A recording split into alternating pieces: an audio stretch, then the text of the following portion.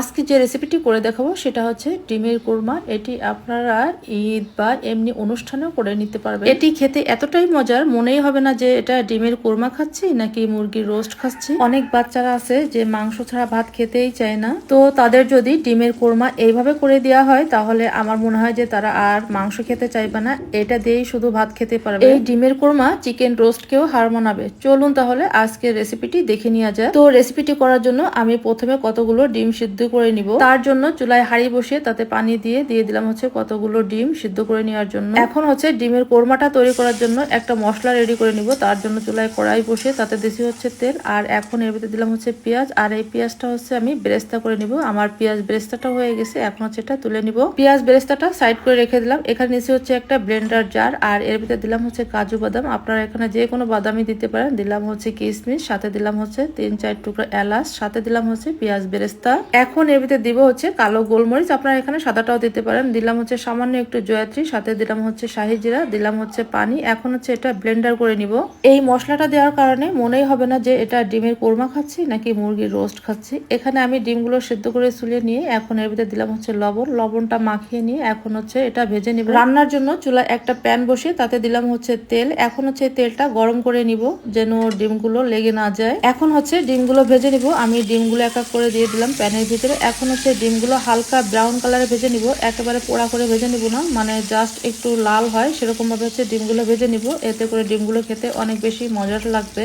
আর অবশ্যই ডিমগুলো রান্নার আগে একটু কেচে দিবেন, এতে করে এর ভিতরে মশলাটা ভালো করে ঢুকে যাবে। ডিমগুলো কেচে নিয়ে ভিডিওটা আমি আর করতে পারিনি, আমি ভুলে গেছিলাম। এটি আপনারা একটা ছুরি বা কাঁটা চামচের সাহায্যে কেচে নিতে পারবেন। আমার ডিমগুলো ভাজা হয়ে গেছে, তুলে নিলাম ডিমগুলো। এখন রান্নার জন্য ওই তেলের ভিতরে দিলাম হচ্ছে কিছুটা পেঁয়াজ কুচি, আর পেঁয়াজটা হালকা ব্রাউন কালারে ভেজে নিয়ে এখন এর ভিতরে দিলাম হচ্ছে মশলা। দিলাম হচ্ছে আদা রসুন পেঁয়াজ বাটা, জিরা বাটা, সাথে দিলাম লবণ মরিচের গুঁড়া, ছোট এক টুকরা করে দারচিনি আর হচ্ছে এলাচ, সাথে দিলাম হচ্ছে ধনিয়ার গুঁড়া। এখন হচ্ছে এই মশলাটা একটু কষিয়ে নিব। খুব বেশি কষানোর দরকার নাই, যেহেতু এই মশলাটা আবারও কষানো হবে, যার কারণে খুব বেশি কষানোর দরকার নাই। এখন এই মশলার ভিতরে দিলাম হচ্ছে অল্প একটু পানি, আর এখন এর ভিতরে দিব হচ্ছে 2 চামচ টক দই, সাথে দিলাম হচ্ছে মিষ্টি দই। অবশ্যই এখানে মিষ্টি দইটা ব্যবহার করবেন। আমি এখানে উঁচু ভর্তি করে 1 চামচ মিষ্টি দই দিয়ে দিছি, সাথে দিলাম হচ্ছে টক মিষ্টি দই 1 চামচ। শুধু টক দই দিয়ে কখনোই কোরমা তৈরি করবেন না, ওটা খেতে কখনোই ভালো লাগে না। যারা এই ভিডিওগুলো তৈরি করে তারা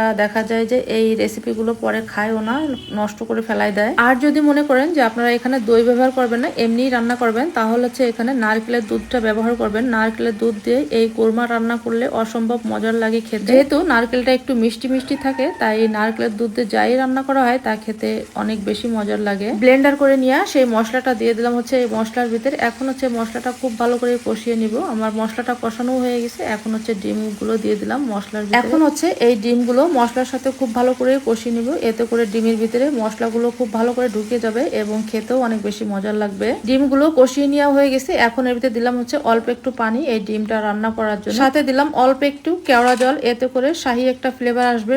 অবশ্যই চেষ্টা করবেন এখানে কেওড়া জলটাই দেওয়ার। এখন এর ভিতরে দিব হচ্ছে ফুল ক্রিম গুঁড়া দুধ। এখানে আমি উঁচু ভর্তি করে 2 চামচের মতো হচ্ছে গুঁড়া দুধ অ্যাড করে দিলাম। এখানে চাইলে আপনারা লিকুইড দুধ দিয়েও হচ্ছে কোরমাটা তৈরি করতে পারেন, কিন্তু আমার কাছে এই গুঁড়া দুধ দিয়ে বেশি ভালো লাগে খেতে, যার কারণে আমি এখানে গুঁড়া দুধটাই ব্যবহার করছি।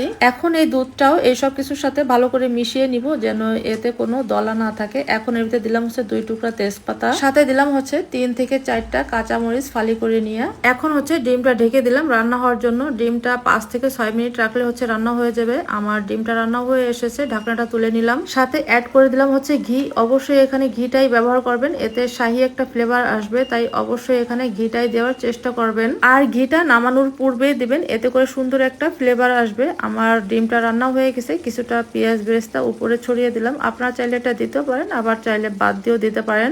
মশলা থেকে যখন তেলটা ফুটে যাবে তখন হচ্ছে ডিমগুলো নামিয়ে নিব। আমার ডিমটা রান্না এখন পুরোপুরি রেডি। এইভাবে যদি আপনারা ডিমের কোরমা তৈরি করে খান তাহলে আমার মনে হয় যে আপনাদের মুখে সারা জীবনই লেগে থাকবে। আর শুধু আপনাদেরই নয়, যাদের একবার তৈরি করে খাবেন তারা আপনার এই ডিমের কোরমার প্রশংসা করতে বাধ্য। এতটাই মজার এই ডিমের কোরমাটা খেতে।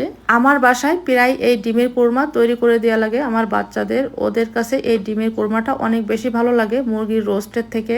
আশা করছি আপনাদের কাছেও অনেক বেশি ভালো লাগছে। এই ডিমের কোরমাটা একদম ভিন্নভাবে করে দেখাইছি, যেটা এখনো মনে হয় যে কেউ করেনি। আর রেসিপিটি রেসিপিটি তৈরি করে আপনারা জানাবেন যে কেমন হলো আপনাদেরটা। আশা করি আপনাদেরটাও অনেক বেশি ভালো হবে যদি আপনারা একই রেসিপি ফলো করে রেসিপিটি তৈরি করেন। রেসিপিটি ভালো লাগলে একটা লাইক দিয়ে দিন আর শেয়ার করে সবাইকে দেখারও সুযোগটা করে দিন। আবারও দেখা হবে এরকম রেসিপিতে। সে পর্যন্ত সবাই ভালো থাকুন। আল্লাহ হাফেজ।